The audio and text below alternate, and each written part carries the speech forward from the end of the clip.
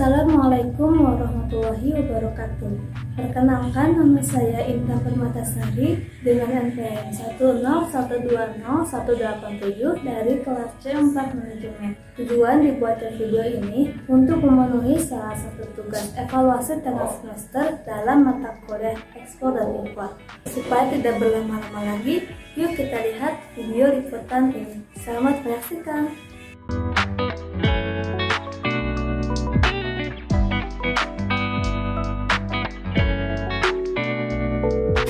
Halo, nama saya Zunaira Safa. Saya mulai merintis usaha tas ini sejak akhir tahun 2019. Tas ransel atau backpack kerap diidentikan dengan tas untuk para siswa. Namun, tahukah kamu awal mula penggunaan tas ransel hingga akhirnya kini tak lagi hanya dipakai pelajar? Melansir dari Parapuan, Gary Outdoors adalah yang pertama kali menemukan ransel dengan resleting pada tahun 1938.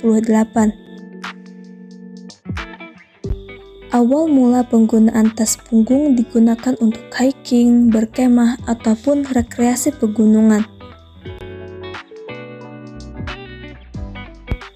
Umumnya, tas punggung ini memiliki ukuran sangat besar karena diperuntukkan untuk membawa banyak barang saat mendaki gunung.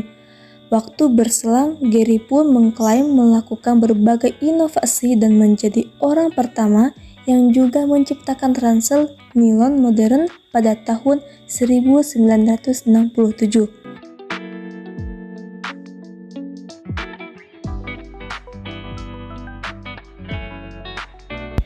Backpack ini pun punya ukuran yang lebih kecil dan ringan, serta menjadi sangat populer di kalangan penggemar kegiatan luar ruangan.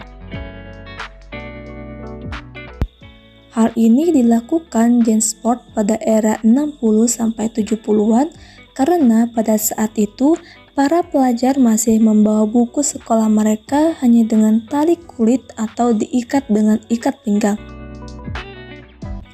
Melihat para pelajar hingga mahasiswa yang kerap kesulitan membawa buku-buku sekolah mereka, mendorong JanSport berinovasi membuat tas ransel sekolah dengan ukuran yang lebih kecil.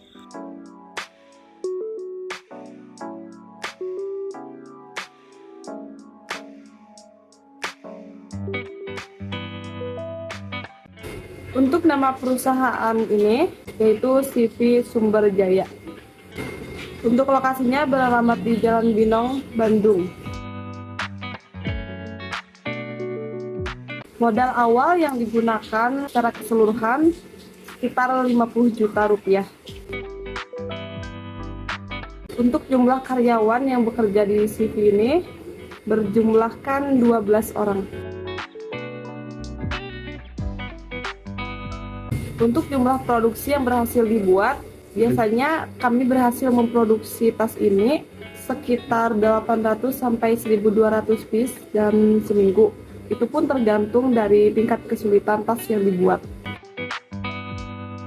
Untuk bahan yang digunakan dalam proses pembuatan tas ini, kami menggunakan bahan dari Cordura, D300, Taslan, kanvas, dan masih banyak lagi.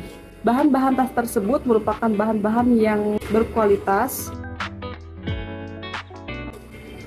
Untuk sistem pemasarannya, biasanya kami memang melalui pesanan-pesanan via online atau banyak juga yang melalui tender-tender seperti pembuatan tas umroh atau tas-tas yang sifatnya ke pemerintahan dan masih banyak lagi.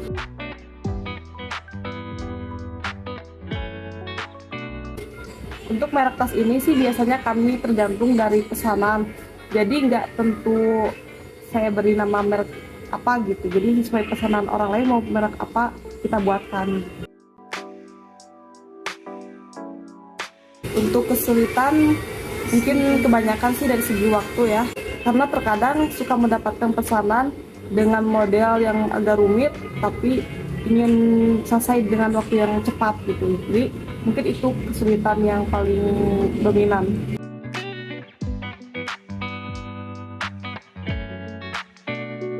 Untuk omset yang dihasilkan selama 1 bulan sekitar 70 sampai 100 juta rupiah, tergantung banyaknya tas yang dipesan.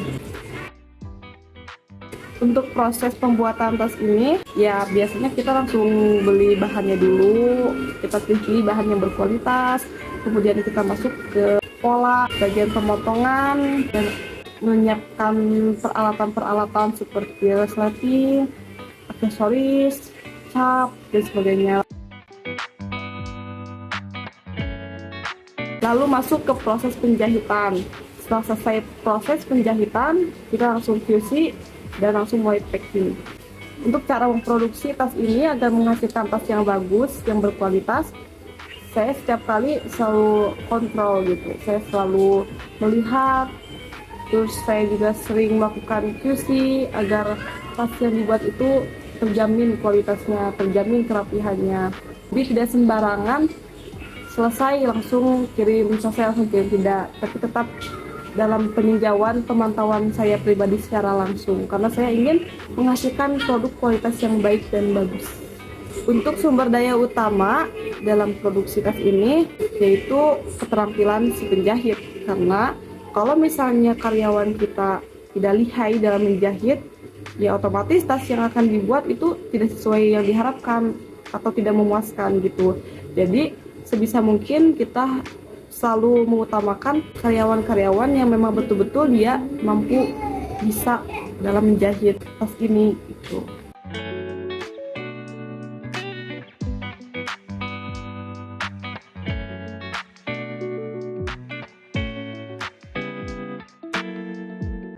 Untuk sistem waktu kerjanya biasanya sih di sini borongan gitu ya. Jadi tidak terikat waktu, bebas saja untuk pengerjanya, entah itu mau pagi, siang, sore, atau malam. Yang penting tas selesai sesuai target gitu. Jadi misalnya karyawan ingin libur di hari apa, boleh saja asal dia selesai dalam pengerjaan tas tersebut yang sudah ditargetkan.